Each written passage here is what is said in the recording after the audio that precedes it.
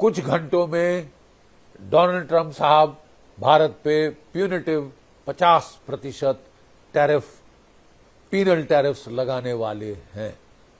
बहुत उम्मीद थी भारत में जो डिप्लोमेटिक तबकों के अंदर कि अभी भी डोनाल्ड ट्रंप केवल शायद धौंस दे रहे हैं, डरा रहे हैं, वो चेंज कर देंगे, वो भारत को चाहते हैं और वो भारत के साथ जो ये है ये 50% टैरिफ ये माफ कर देंगे, एटसेट्रा एटसेट्रा। मैं उस वक्त भी कह रहा था कि बहुत देर हो चुकी है, यथार्थ का हमको सामना करना पड़ेगा। We should be objective and not subjective. We should see the world as it is and not how we wish to see it. देखिए साहब, बात बड़ी सीधी है। अंतर्राष्ट्रीय रिश्तों में कोई परमानेंट फ्रेंड या परमानेंट एनिमीज नहीं होते, केवल परमानेंट राष्ट्र हित होते हैं, which must be safe guarded. Bharat एक प्राचीन सभ्यता है, 9,500 साल से भी पुरानी सभ्यता है, सिंधु सरस्वती से चली आ रही सभ्यता है। और जैसे कि इकबाल ने कहा था, कुछ है हम में कि मिट सकती नहीं कभी हस्ती हमारी, सदियों रहा है दुश्मन दौरे जमा हमारा, सारे जहां से अच्छा हिंदुस्तान हमारा। जब भी हम पे दबाव डाला गया है, 1998 न्यूक्लियर टेस्ट के बाद हम पे सैंक्शंस लगाई थी यूनाइटेड स्टेट्स ने, क्या हुआ? हम उनसे ज्यादा ताकतवर बने, हम ज्यादा जल्दी आत्मनिर्भर हो गए, खासकर मिसाइल्स के अंदर। और अगर एक बारी फिर चुनौती आई है तो ये हमारे फायदे के लिए है। भारत की इकोनॉमी ट्रेड डिपेंडेंट इकोनॉमी नहीं है, एक्सपोर्ट ड्रिवन इकोनॉमी नहीं है, ये इंटरनली ड्रिवन इकोनॉमी है। 2 to 3% ऑफ द जीडीपी हमारा एक्सपोर्ट से आता है, ये हम इजिली स्विच अराउंड कर सकते हैं। 1990 की दशक में येवगनी प्रिमाकॉव ने Russia India China triangle propose किया था। आज डोनाल्ड ट्रंप ने उसे सिद्ध करके दिखाया। आज डोनाल्ड ट्रंप ने धक्का दिया है भारत को। अरे 30 साल हमारे डिप्लोमेट्स ने लगाए, आपके डिप्लोमेट्स ने लगाए एक इंडिया अमेरिका स्ट्रेटेजिक पार्टनरशिप बनाने के लिए, जिसको कहा जाता था this is the defining partnership of the 21st century.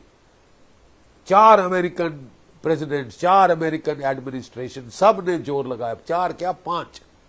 और आज सारा धुएं में उड़ा दिया है डोनाल्ड ट्रंप साहब ने, क्योंकि वो जियो स्ट्रेटेजिक भूल गए हैं, वो ग्रैंड स्ट्रेटेजी भूल गए हैं, वो ट्रेड एंड टैरिफ की माइनफील्ड में घुस गए हैं। और जो डीप स्टेट जिसको वो आड़े हाथ लेना चाहते थे अमेरिका के अंदर, उन्होंने कहा था मुझे 5 साल शांति के चाहिए, मैं रशिया यूक्रेन का युद्ध बंद कराऊंगा, मैं मिडिल ईस्ट का युद्ध बंद कराऊंगा।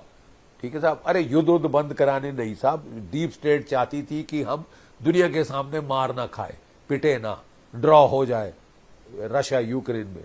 जब रशिया हावी हो रहा है फौजी तौर पे तो सीज फायर करा दो, अभी सीज फायर करा दो ताकि सांस लेने का मौका यूक्रेन को मिल जाए, तब तक हम हथियार और दें, थोड़ी सी उसकी रीढ़ की हड्डी सीधी करें। पिट रहे हैं वो साहब, मैन पावर खलास हो रही, लेकिन आखिरी यूक्रेनियन तक लड़ना चाहते हैं यूरोप वाले, अमेरिका वाले। मराओ यूक्रेन को।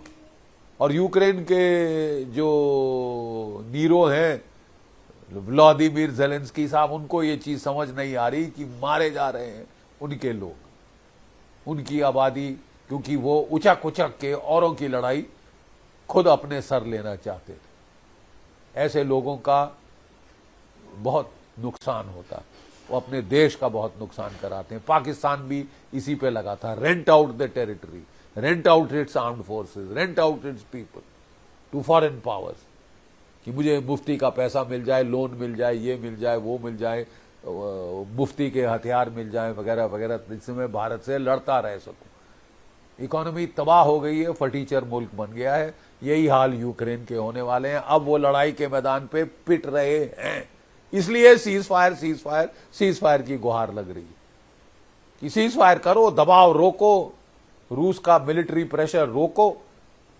पीस किसी को नहीं चाहिए। तो पुतिन ने भी कह दिया साहब देखिए सीज फायर नहीं, मेरे को आप एड्रेस द रूट कॉजेस, आप जिसके लिए लड़ाई शुरू हुई वो मुद्दे सॉल्व करिए, तब जाके शांति होगी। वो मुद्दे सॉल्व करना नहीं चाहते ना यूरोप के लोग। व्लादिमीर ज़ेलेंस्की तो अपने आप को महारथी सूरमा बता रहे हैं। फौजें आपकी पिट रही, दूसरी बात, फौजें आपकी पिट रही हैं, दूसरी बात है, लेकिन आप आखिरी यूक्रेनियन तक लड़ने पे आमादा हो तो तुम्हें कौन रोक सकता है? लड़ो, फिर लड़ो, जितना मर्जी लड़ना, जितने मर्जी लोग मराने मराते जाइए। तो साहब हमें तो आप लड़ाई से अलग रखिए ना साहब। अमेरिका यूरेनियम खरीद रहा है रूस से, फर्टिलाइजर खरीद रहा है रूस से, रेयर अर्थ खरीद रहा है रूस से और अपनी खरीद बढ़ा दी। यूरोप दबा के एलएनजी खरीद रहा है रूस से। उनके पैसे से रूस की फौजें ताकतवर नहीं होती, केवल भारत के पैसे से रूस की फौजें बड़ी ताकतवर हो रही। वो हो रही तो अच्छी बात है साहब, वो भी हमको अच्छे हथियार दे रहे हैं। अब साहब जब आ ही गया, सत्य पे आप आ गए, मीठी मीठी बातें कर रहे थे, defining partnership of the 21st century, असलियत आ गई ना साहब। तो असलियत ही सही, रूस के हथियार जबरदस्त हैं साहब। S-400 ने कमाल करके दिखाया है ऑपरेशन सिंदूर में। हमको और S-400 खरीदने चाहिए, हमको और S-500 खरीदने चाहिए, हमको Su-57 खरीदना चाहिए।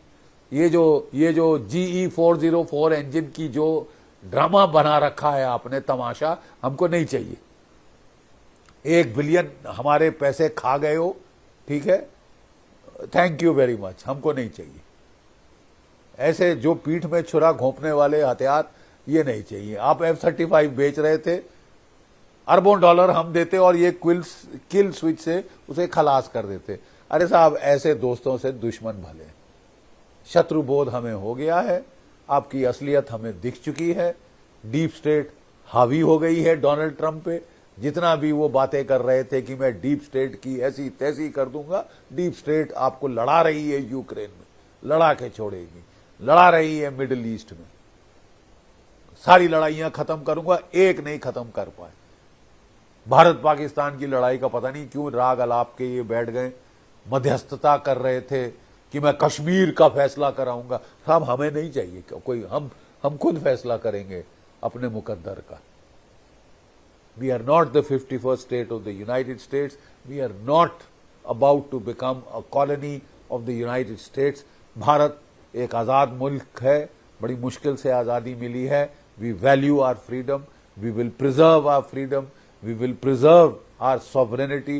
We will preserve our national strategic autonomy. जय भारत, जय हिंद।